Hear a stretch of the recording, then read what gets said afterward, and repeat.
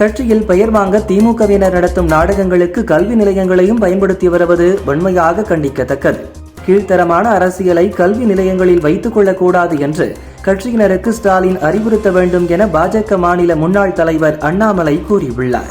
சுதந்திர தினத்தை முன்னிட்டு கவர்னர் மாளிகையில் நடைபெறும் தேநீர் விருந்தில் கலந்து கொள்ள தமிழக வெற்றி கழகத்தின் தலைவர் விஜய்க்கு அழைப்பு விடுக்கப்பட்டுள்ளது. சென்னை ரிபன் மாளிகை முன் போராடி வரும் தூய்மை பணியாளர்களுடன் அமைச்சர்கள் நேரு, சேகர்பாபு உள்ளிட்டோர் நடத்திய பேச்சுவார்த்தை தோல்வியில் முடிந்ததால் 100% போராட்டம் தொடரும் என தூய்மை பணியாளர்கள் போராட்டக் குழு அறிவித்துள்ளது.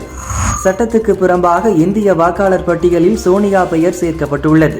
1980ஆம் ஆண்டு அவர் இத்தாலி குடிமகளாக இருந்தபோது இந்திய குடியுரிமை பெறுவதற்கு முன்பே சோனியா பெயர் வாக்காளர் பட்டியலில் இருந்தது என பாஜக கேள்வி எழுப்பியுள்ளது. சட்டசபை தேர்தல் நடைபெறவுள்ள பீகாரில் பாஜக தலைவர்கள் 2 வாக்காளர் அடையாள அட்டைகளை பெற தேர்தல் ஆணையம் உதவுவதாக ராஷ்டிரிய ஜனதா தள கட்சியின் தலைவர் தேஜஸ்வி யாதவ் குற்றம் சாட்டியுள்ளார். என் திரை பயணத்தில் கூலி ஸ்பெஷலான படம். ரஜினியுடன் பகிர்ந்து கொண்ட உரையாடல்களை எப்போதும் பொக்கிஷமாக போற்றி வைத்துக் கொள்வேன்.